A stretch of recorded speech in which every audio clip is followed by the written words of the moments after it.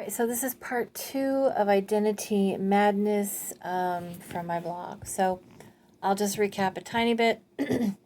Third, the love metaphor that represses its biological supplements, compels adoptees to internalize individually the disavowed and silenced contradictions of biopolitical liberalism, where other subaltern groups collectively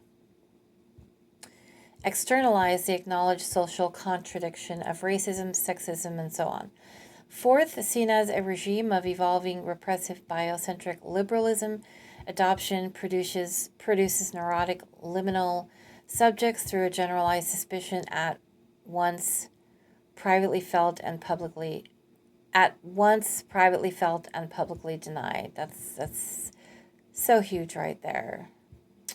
My overall argument is that the flesh and blood liberalism only intensifies adoptee anxiety over equal status with modern biopower by deepening while disavowing the biocentric physical criteria of legitimacy that immure adoptees in a neurotic subjectivity that dissuades kinship solidarity. Wow, Rudy Sayris. Okay, so then back to my writing. Interior psychological terror only arises from inabilities to face your own demons. Religion did not help me, man's religious system. Their mortgages, the time limits, the heresies. I speak not against God, but against the humans who have formed their anti-spirited and fake-spirited instruments of finding God. I was supposed to magically forgive, yet how can one forgive when emotionally everything is suppressed? Closed off, not on the surface, under the rug, at the bottom of the sea, attached to an anchor. I've had to find my own way, and quite hysterically, mostly on my own.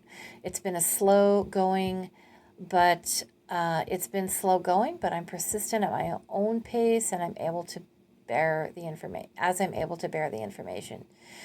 And I did try going back into some therapy last year, but my insurance ended, and so I'm going to be trying that again this year. So just to tie up loose ends and get some extreme wisdom from the people who went to school for years to know it all.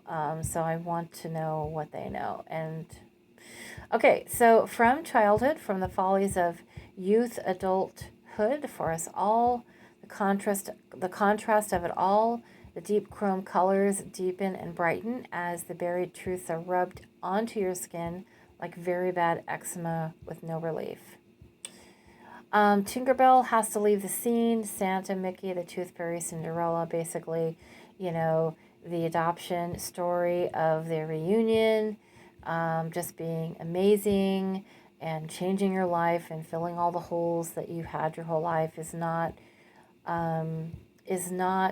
always the case, and I think it's not usually the case, but our culture has set everything up to make it seem as though that is going to be the case, and it's very, very bad for your soul to be set up for something that could very possibly just completely destroy you for a long time.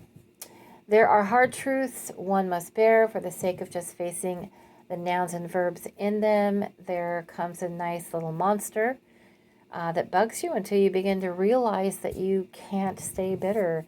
You must find the gifts inside the bloody war that was never really yours to ever fight. But you were drafted upon your first breath into this world.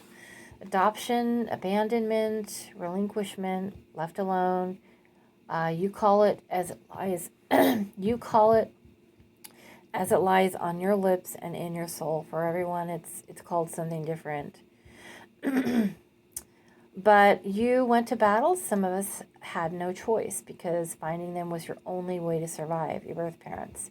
It was your only quest. It's what you lived for. You didn't have any other choice.